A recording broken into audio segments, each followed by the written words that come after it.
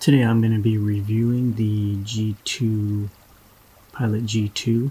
I'm just going to start with blocking in the face here. I often use the G2 a lot. There's more than one review on that particular pin. In this one I'm just going to kind of bring in the face and bring in the eyes here. Kind of block in where I want these things. The ink flow of this pin is really good. You can see here how it kind of just glides across the paper.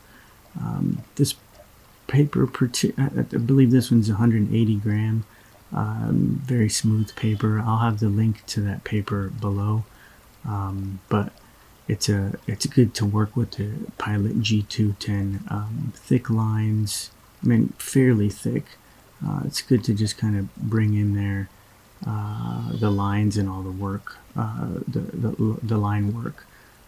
Also to keep this light, when I draw, I have this style where I don't pick up my pen, and I just want to make sure that I'm just having fun with it. I'm not trying to particularly make a masterpiece or get caught up in if this looks good.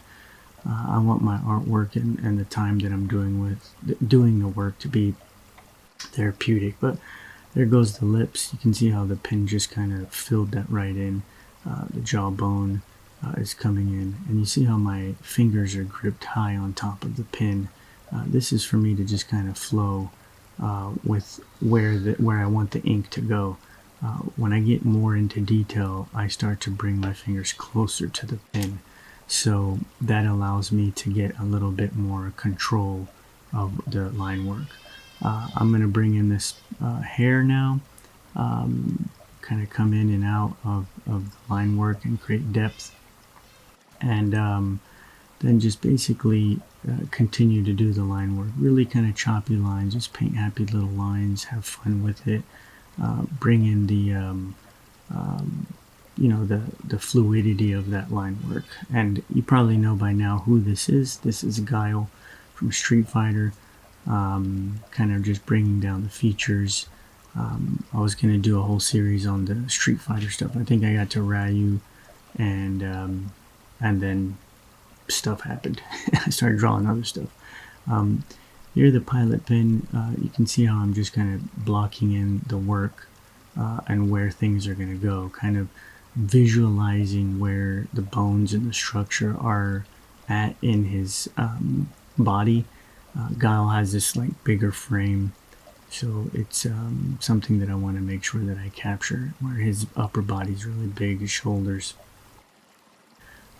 Once again, this is the Pilot G210, really good. I use this one often. You can see how I'm kind of just flowing with the pen. I have this kind of like choppy, flowing style, which really is kind of something that I've been doing for a while. It's good to formulate your own style. I plan on doing how to, get your own style. A video about how to kind of walk you through that whole thought process and how to get your own style. And I think that would be a good video.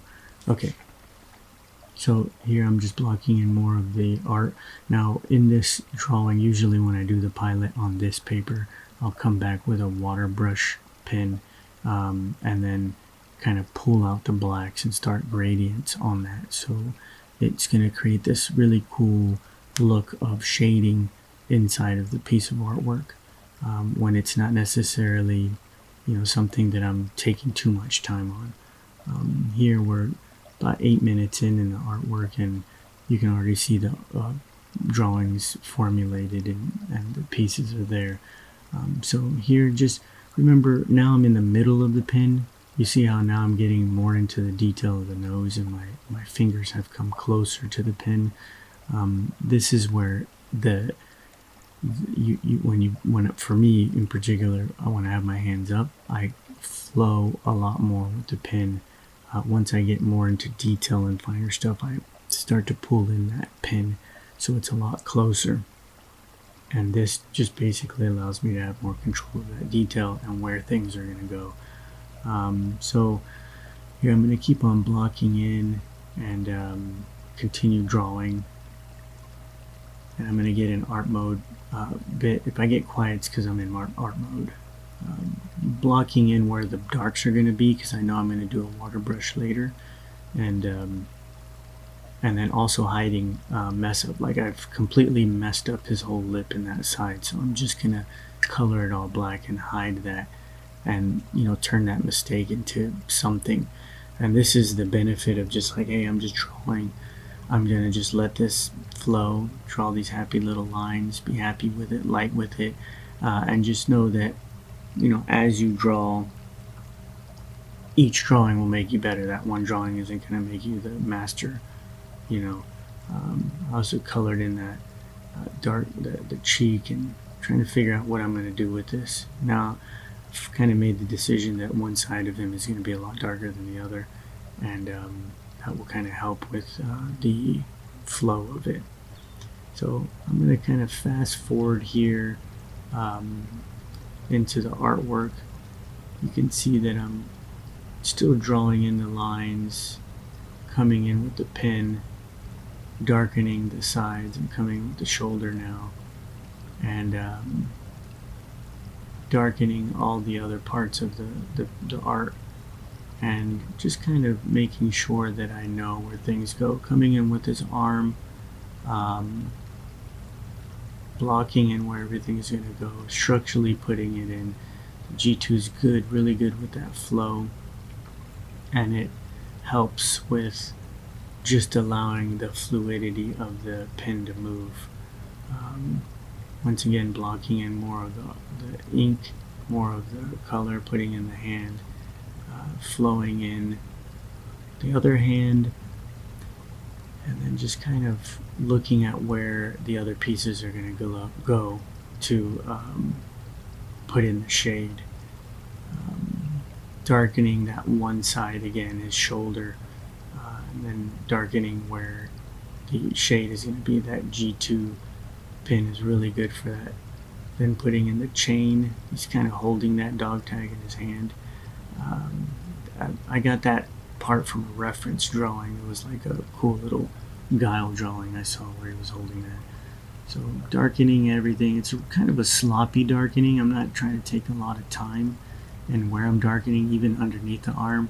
And then there I'm done. I'm finished with that drawing. And now I'm going to kind of just walk you through the watercolor, but kind of scrubbing through the footage. So here I'm going to get the watercolor brush, or no, I guess it's the G2 still, darkening. So I kind of laid down the foundation of the artwork there. The whole thing was done in one line, and then I came back to kind of darken in a little bit more stuff so I can do the water brush. So continue doing put the flag in the arm.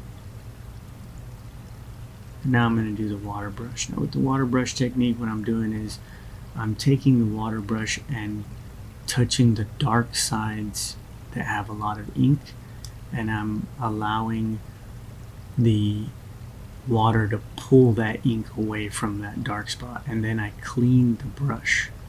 I'm constantly cleaning the brush so that I don't just drag a bunch of dark ink everywhere. So I start on the dark sides and where the ink is, and I allow the water to pull the ink, and then I just continually do this over and over again. So that's kind of the technique of the water brush. I think I have the water brush link below. And once again, most of the artwork seen that I do, reviews on artwork, reviews on supplies with the artwork, I could make a t-shirt out of it. So, if you want to support, I know you probably get this whole support, like, follow every time you watch a YouTube, but, it's real. And anything would be greatly appreciated if you like the artwork and want to wear a shirt. But here again, I'm just pulling the color, taking the black, pulling it away, letting the water do what it normally does, and then just dragging it on. Now I'm going to just time lapse and let this finish out.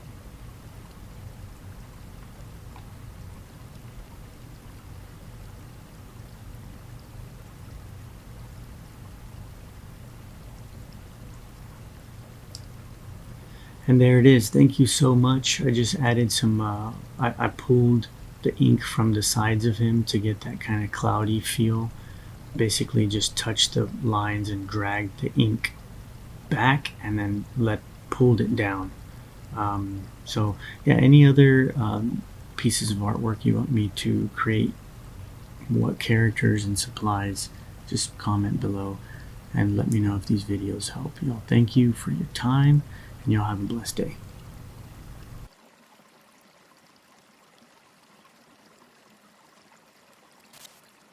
Artist EQ. Subscribe, like, comment,